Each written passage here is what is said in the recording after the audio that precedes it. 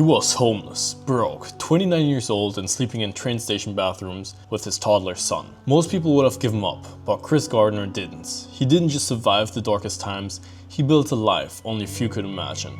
He became a self-made multi-millionaire, a successful entrepreneur and an inspiration worldwide. You might know his story from The Pursuit of Happyness, the 2006 film starring Will Smith. But the real story behind the movie is even more powerful, raw, complicated, and full of lessons about grit, hope, and resilience. This is the story of Chris Gardner, the man who went from being broke and homeless to becoming a symbol of success against all odds. Chris Gardner was born on February 9th, 1954 in Milwaukee, Wisconsin. His childhood was everything but easy. His parents divorced early and his mother struggled with relationships that brought violence into their home. Chris's stepfather was abusive, a man who terrorized the family with beatings and intimidation. Chris would often find himself trying to shield his younger siblings from harm, but the damage ran deep. The family was poor and Chris faced hunger, fear, and instability regularly. At times he was placed in foster homes, bouncing between strangers who didn't offer the safety or love children deserve. And school was challenging too. Chris struggled to focus with so much chaos around him.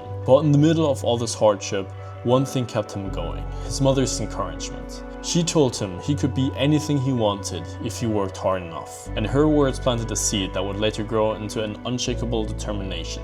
Chris never had a perfect childhood, but it gave him something powerful: the ability to persevere when the world said no. After graduating from high school in 1972, Chris made a decision that would help shape his future. He joined the Navy at age 18. For many young men in tough situations, the military offered a chance to learn discipline, skills, and structure. For Chris, it was no different. The Navy gave him a sense of purpose and a way to see the world beyond Milwaukee. He was able to serve his country, but more importantly, he was learning to believe in himself.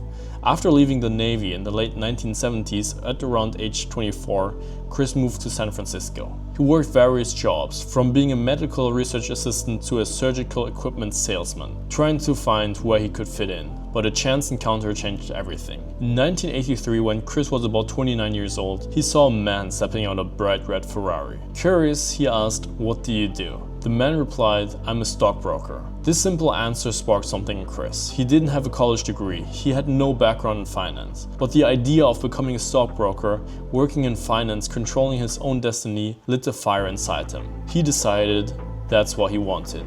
Chris's mindset was simple, but powerful. He believed success wasn't about luck or privilege. It was about hard work, persistence, and refusing to give up. He understood that he had no safety nets, no rich family to fall back on, no degree from an Ivy League school. But what he had was relentless hustle. Chris started by learning everything he could about finance. He read books, talked to anyone who would listen, and took every chance to observe the market. He was determined to land any internship or any entry-level job as a stockbroker. And in 1983, at 29 years old, Chris was accepted into a highly competitive, unpaid internship at Dean Witter Reynolds, a brokerage firm in San Francisco. But just as it seemed that his career was finally beginning, his personal life took a harsh turn. He already had a son, but his relationship with his son's mother ended abruptly. Suddenly, Chris was a single father to Christopher Jr., who was around 1 year old. He had no job, no money, and no place to live. Imagine this, showing up at the office in a nice suit every morning, but at night you don't have a home. Chris and his son slept wherever they could, sometimes on the floor of a friend's apartment, other times in bathrooms at the train station, and occasionally in homeless shelters with long lines and rules that didn't always protect them. Despite this, Chris kept a strict routine. He woke up early to get ready, dressed Christopher Jr. in clean clothes, and headed to work. He refused to let his situation define him or break his spirit. His colleagues didn't even know about his living situation. He didn't want pity, he wanted a chance. And every day was a grind. Chris worked unpaid, hustling to prove himself in a world dominated by people with connection and education, which both he didn't have. After long days of cold calling, client meetings, and studying the market, Chris still had to care for his son. He'd use any free moment to review notes or prepare presentations. At night, when his son was asleep, Chris would pore over finance books with a dim lamp. Money was so tight that he sometimes skipped meals so his son could eat. He often told himself, "This is temporary. I will make it through." And he was right. Slowly, things began to change. In 1984, at age 30, Chris finally passed the stockbroker licensing exam. This was a huge step. It gave way to a paying job in finance. Dean Witter hired him full-time. With a steady paycheck, Chris began to move forward. But even with a job, life was tough. Rent was due every month, childcare was expensive, and he had to prove himself every single day. 3 years later, in 1987, at age 33, Chris made a bold decision to start his own brokerage firm in Chicago. He founded Gardner Rich & Co. with only $10,000 that he saved up and a dream. Starting a business in the highly competitive world of Wall Street finance was daunting for Chris Gardner. Nothing came easy.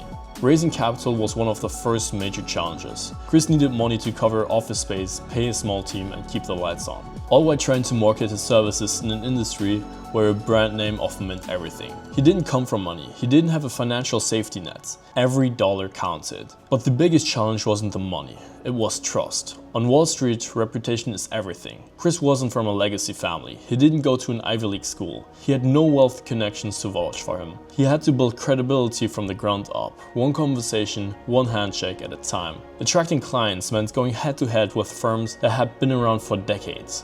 These companies had polished boards, multi-million-dollar marketing budgets, and long-term standing relationships with powerful investors. Chris had none of that. All he had was his work ethic, his hunger, and his belief that he could do things differently, serve people better, work harder, and prove he belonged.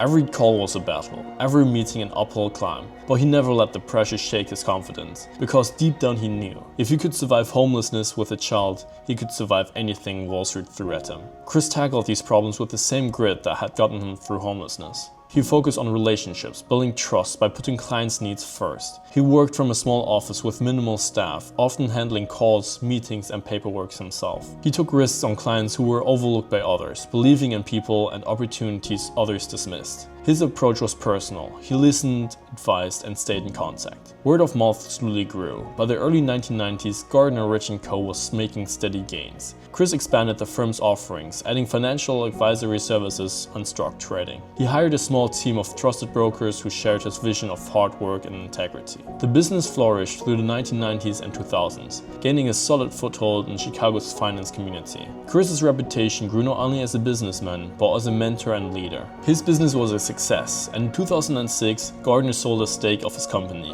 which significantly increased his wealth. This deal already made him a multi-millionaire, now with an estimated net worth of $70 million.